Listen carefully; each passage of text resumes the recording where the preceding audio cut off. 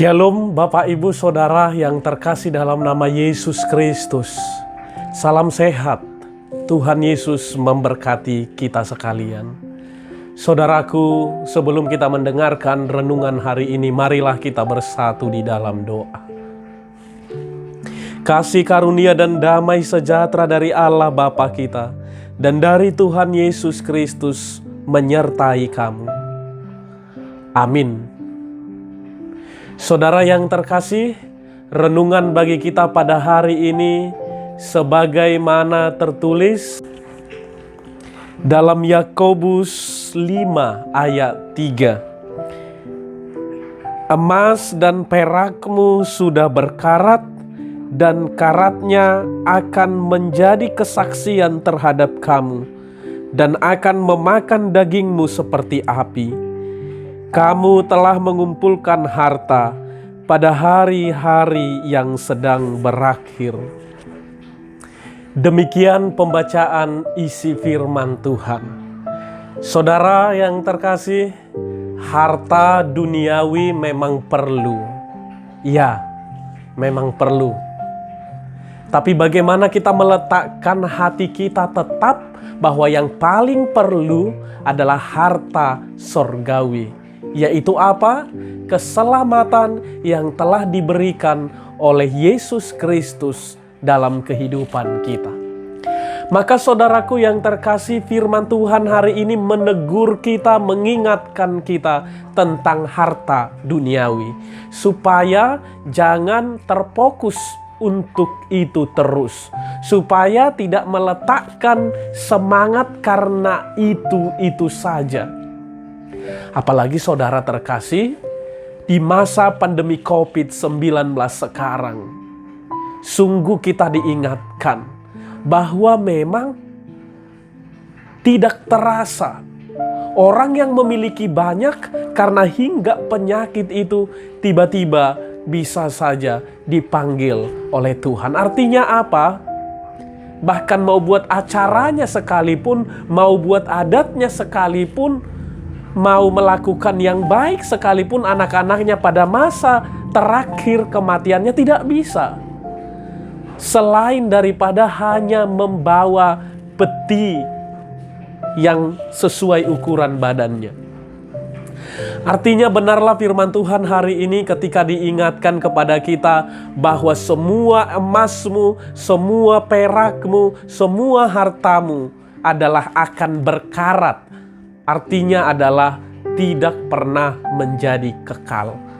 Kemudian hal yang kedua, mungkin Bapak Ibu Saudara pernah melihat juga ketika itu yang menjadi motivasi dirinya, ketika harta yang akan dikumpulkan menjadi motivasi dirinya. Ternyata setelah dia meninggal, apa yang dia miliki, anak-anaknya menjadi berantam karena itu. Saya bukan mau katakan jangan kumpulkan harta. Tidak. Saya bukan mau katakan supaya pesimis saja untuk itu. Tidak juga.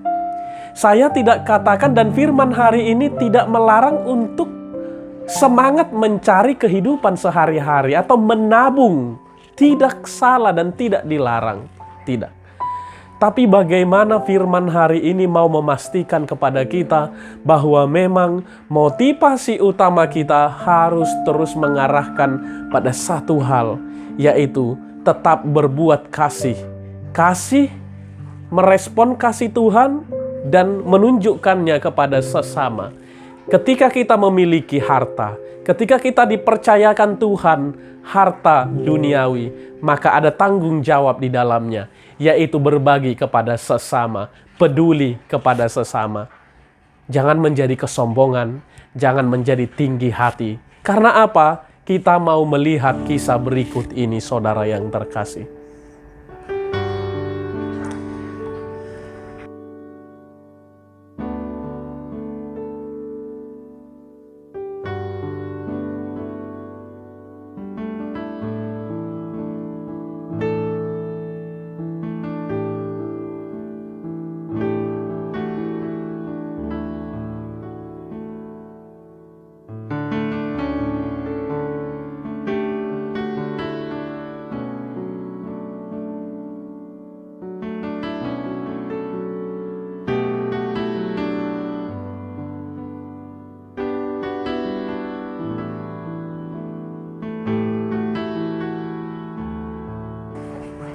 Saudaraku yang terkasih, mintalah kebijaksanaan, mintalah hikmat kepada Tuhan untuk mengelola harta atau apapun yang dipercayakan Tuhan kepadamu.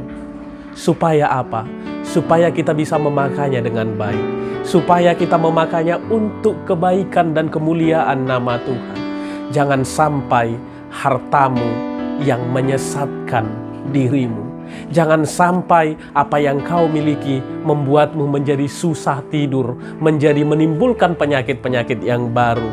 Tapi di mana hartamu itu, biarlah kau yang mengaturnya dalam naungan kasih dan penyertaan dari Tuhan. Bukan itu yang mengatur dirimu, karena itu akan tinggal semuanya. Maka mintalah kepada Tuhan kekuatan, mintalah kepada Tuhan kebijaksanaan untuk mengelola itu. Dan ajarlah anak-anakmu, bukan hanya untuk mencari saja, bukan hanya untuk menambah saja, tapi ajarlah generasi penerus anak-anak Bapak Ibu Saudara kita sekalian untuk mampu dalam hikmat daripada Tuhan, kebenaran firman Tuhan, untuk menikmatinya dan berbagi kepada sesama. Tuhan Yesus memberkati saudaraku. Amin. Kita bersatu dalam doa. Kami bersyukur kepadamu Tuhan. Engkau sungguh baik memberikan kami kekuatan hingga pada hari Kamis ini. Tuhan, ajar kami untuk menghitung hari-hari kami.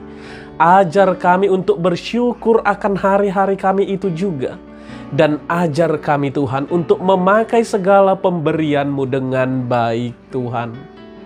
Jangan biarkan kami hanya fokus dengan dunia ini, hanya disibukkan dengan dunia ini, hanya ditakutkan dengan apa yang terjadi di dunia ini.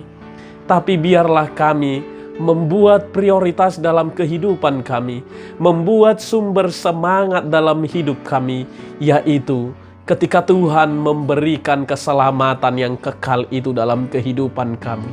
Ketika kasih-Mu melimpah sungguh bagi kami orang-orang percaya kepadamu. Tuhan, kami akan mengingat itu. Karena dari sanalah sumber dari segala hikmat bagi kami.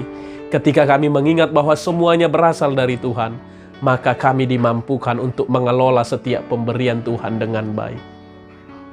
Bapa kami di dalam sorga, ajari kami Tuhan, agar kiranya firman-Mu itu berakar dan bertumbuh dalam kehidupan kami. Bapa kami di dalam sorga, Engkaulah sumber kesembuhan Tuhan. Kami bawa ke dalam tangan-Mu Tuhan. Sembuhkanlah jemaat-Mu, Inang yang kami kasihi, Inang Kori Tuhan, yang pada saat ini terbaring dalam penyakitnya. Tuhan, para medis yang menangani Inang Kori yang kami kasihi, biarlah kiranya Tuhan berikan kesehatan hikmat yang daripada Tuhan, sehingga Inang yang kami kasihi boleh memperoleh kesembuhan. Tunjukkan kuasa-Mu Tuhan, tunjukkan mujizat-Mu Tuhan dalam kehidupan Inang yang kami kasihi. Kami percaya Engkau memakai segala obat yang akan dikonsumsi oleh Inang yang kami kasihi pada suatu kesembuhan. Bapa kami di dalam sorga, jemaat-Mu yang dalam proses pemulihan Tuhan akan penyakit disebabkan pandemi COVID pada saat ini. Tuhan, berikan semangat Tuhan, berikan kekuatan, dan biarlah terus berharap dalam nama Tuhan. Bapa kami di dalam sorga, ke dalam tangan-Mu Tuhan, kami serahkan tubuh, roh, dan jiwa kami. Dengarkanlah ya Allah yang kami sampaikan kepadamu dalam nama Yesus Kristus. Kami berdoa dan mengucap syukur. Amin.